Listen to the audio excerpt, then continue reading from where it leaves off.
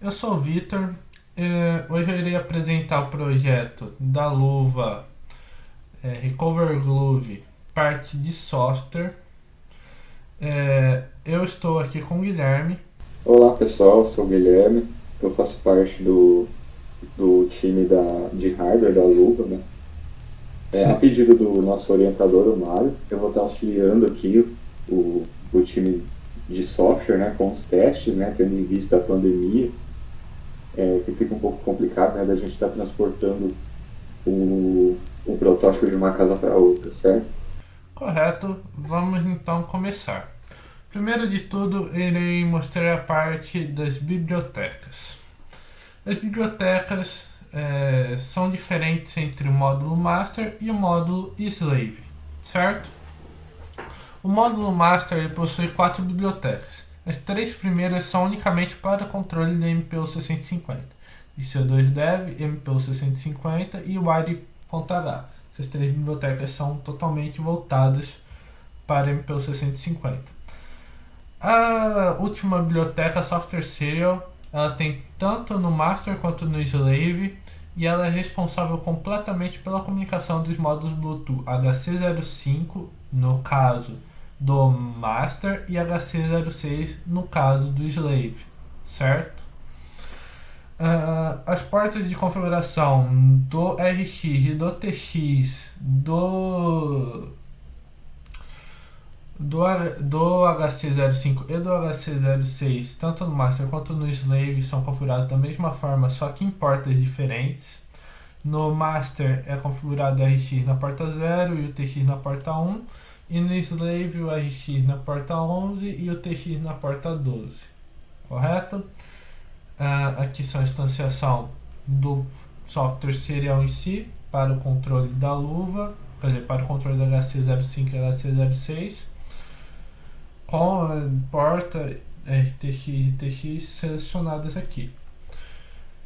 Depois tem no master a definição de algumas variáveis globais que são para referentes ao offset da MPU 650. O que seria isso? Seria pré-configurações para conseguir pegar os dados transmitidos pelo giroscômetro e acelerômetro.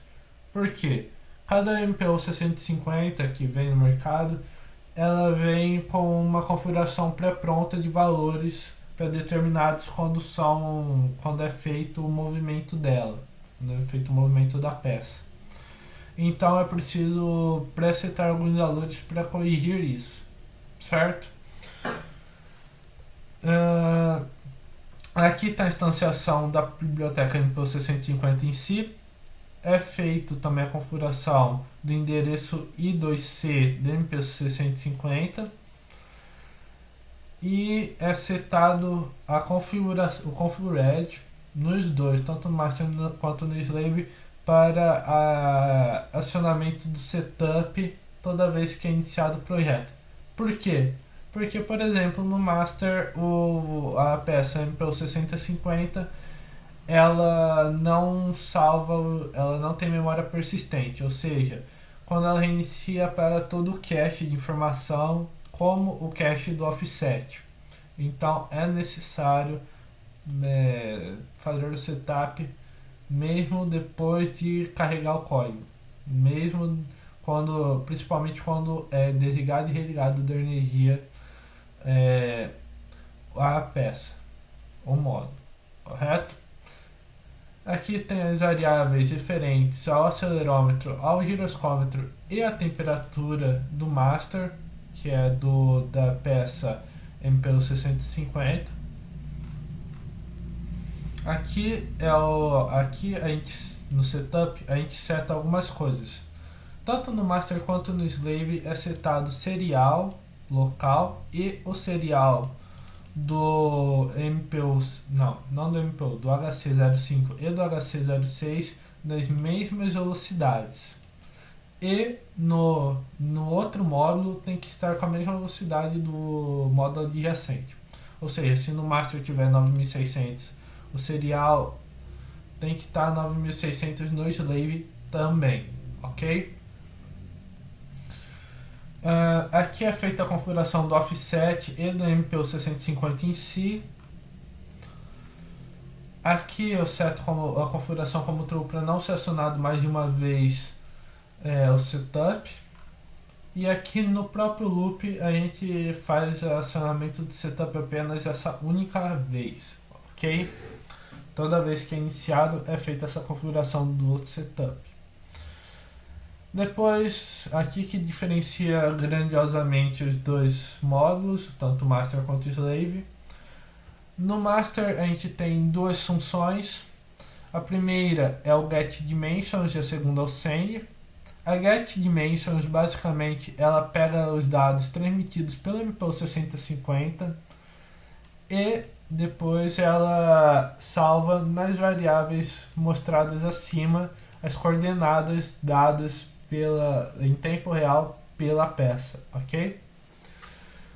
E depois o send é feito o mapeamento das teclas e seta o valor do command como o valor do comando em si que será enviado, ok? Depois de setar o comando para cada posição da luva, ele será enviado pelo serial do HC05 para o HC06 através do comando write e será feito o delay de 100 milissegundos. Eu irei explicar melhor o porquê disso tudo. Agora no slave a gente tem a função receive e map buttons. A função receive ela basicamente captura os dados enviados pela função write que está na função send do master, certo? A receive, ele primeiro verifica se tem alguma mensagem e se o serial... Se existe basicamente algumas mensagens no buffer, esse mais serial, e se existe alguma mensagem nesse buffer, ele pega e lê essa mensagem e seta no comando, certo? Esse comando é o mesmo enviado, ou seja, o comando que é gerado através das posições do acelerômetro e do giroscômetro, a gente captura e envia por a variável command, que é enviada através da HC05 para o HC06, que é lido e colocado em outra variável com o mesmo nome no módulo slave, ok? No módulo slave, caso não receba nenhuma mensagem, o command vai ser 0 para não haver nenhum input, ou seja, isso daqui é uma mensagem que não terá nenhum input de tecla. Os comandos serão mapeados para teclas do computador, ou seja, por exemplo, o comando front right, que é enviado aqui nessas coordenadas do acelerômetro, serão enviados para o HC05, que será enviado para essa função, que será lido, verificado se é esse valor e acionado as teclas key-up e key-right, no caso desse comando 1. Para cada comando existe acionamento de uma tecla e respectivamente acionado no computador essa tecla, ok? Isso é o que faz, por exemplo, a gente conseguir utilizar no jogo que será mostrado ele funcionando no emulador. Será mapeado essas teclas e o emulador irá ler essas teclas mapeadas para o computador. No final, ele gera um delay de 100 milissegundos e ele dá o release da tecla. Esses 100 milissegundos é basicamente para dar tempo de o comando ser acionado realmente no computador e ser solto. Ou seja, ele consegue ler esse comando no computador. Se a gente não desse nenhum delay, ele ficaria colocando e soltando toda hora e ficaria extremamente ruim de seu manuseio. E um ponto extremamente importante, o ponto final dessa primeira parte, é que o delay é o mesmo no master quanto no slave. Tem que ser exatamente o mesmo delay. Ou o master também pode ter um delay mais lento, mas não é muito recomendado. Por que é bom ter o mesmo delay? Se o master enviar informações mais rápidas que o slave consegue processar, o slave irá salvar essas mensagens em um buffer de 63 mensagens, que é exatamente aqui. E daqui verifica quantas mensagens tem. Esse buffer vai de 0 a 63. E se ele não consegue processar tudo na hora que é enviado, o comando será só processado depois de um tempo, depois que for processado todas as outras mensagens anteriores. Ou seja, dando um delay, input de um módulo master para o módulo slave gigante, deixando inutilizável os dois. Basicamente, essa é a explicação do código. Agora o Guilherme irá mostrar a parte do jogo e como está funcionando a luva. Bom, pessoal, após a apresentação do código efetuada pelo Vitor, eu vou estar mostrando um pouco na prática o funcionamento do nosso protótipo. Eu preparei aqui na minha mesa os componentes que pertencem ao projeto, né? Primeiramente, o módulo emissor de dados, né, que é a luva. Ela é composta pelo sensor MPU 6050, né, que foi citado pelo Vitor, e o módulo Bluetooth, que está aqui embaixo, que ele irá trabalhar no modo master, utilizando o código apresentado pelo Vitor Master. Aqui ao lado, a gente tem a estação de controle da luva. Ela possui outro módulo Bluetooth, que é o HC06, e esse irá trabalhar no modo slave, ou seja, ele usará o código slave apresentado pelo Vitor. Eu vou estar testando em uma placa Raspberry Pi. Pode ser utilizado no computador normalmente, tá? Estou utilizando ela mais por uma questão de espaço mesmo, para poder estar abrigando projetos sobre a mesa. E vou começar conectando a estação de controle aqui na Raspberry. Esse módulo ele é responsável por receber os dados do sensor e está convertendo em comandos para os jogos que estarão rodando no computador através da biblioteca Keyboard que o Vitor apresentou, certo? E vamos lá. Vou estar conectando aqui.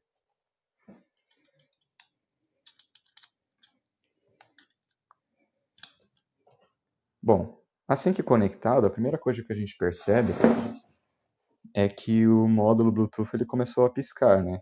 Quando ele faz isso, significa que ele está tentando parear, né? Ele está buscando algum dispositivo para poder estar pareando, para poder estar se conectando.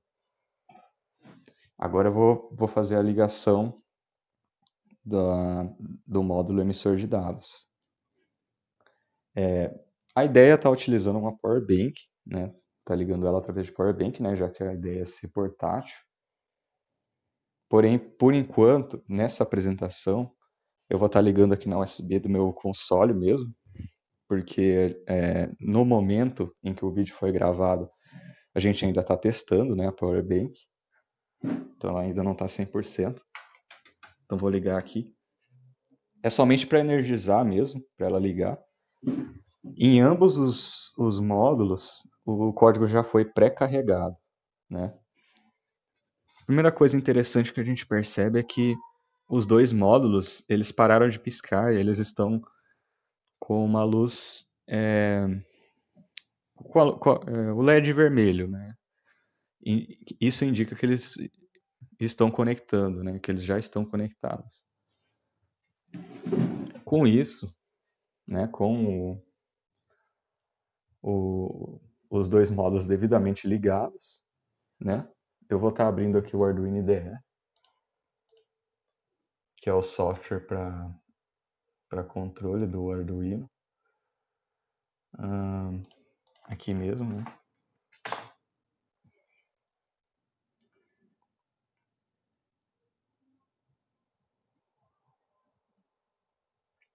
No Arduino IDE, na ferramenta, nós vamos selecionar a nossa placa, né?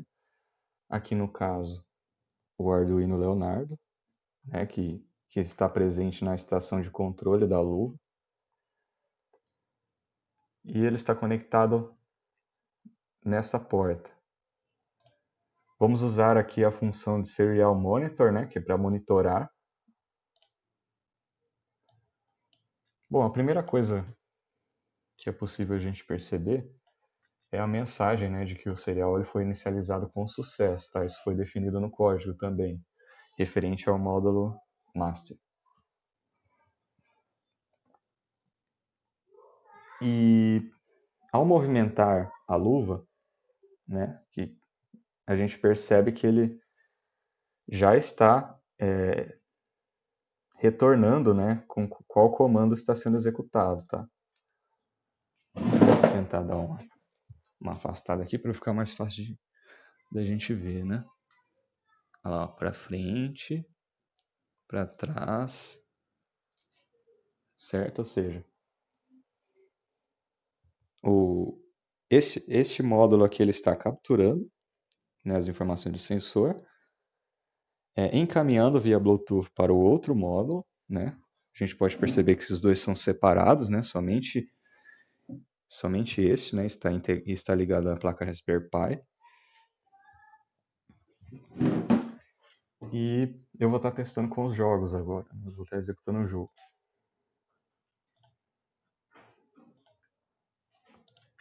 Vou estar testando aqui com o game Super Tux, que é um game open source, né, similar ao Super Mario, muito popular.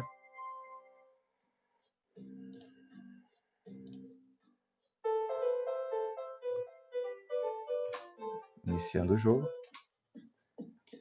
Eu vou estar puxando o Serial Monitor do Arduino, né, novamente, para a gente poder estar acompanhando o comando ao lado do jogo, né. Então vamos lá. 1 minuto. Pronto, já abri aqui o serial para a gente acompanhar, né? A gente pode ir acompanhando aqui os comandos e enquanto eu vou movimentando, certo? Então vamos lá. Para a direita. Aí eu pulo, né? Para cima. Meio difícil gravar segurando, né? Mas acho que deu para entender. Né? Vamos lá. Ela tá pulando. Aqui é os comandos ali.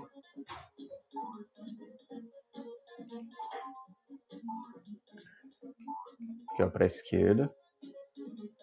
Para a direita. Para cima, que é o pulo. Certo?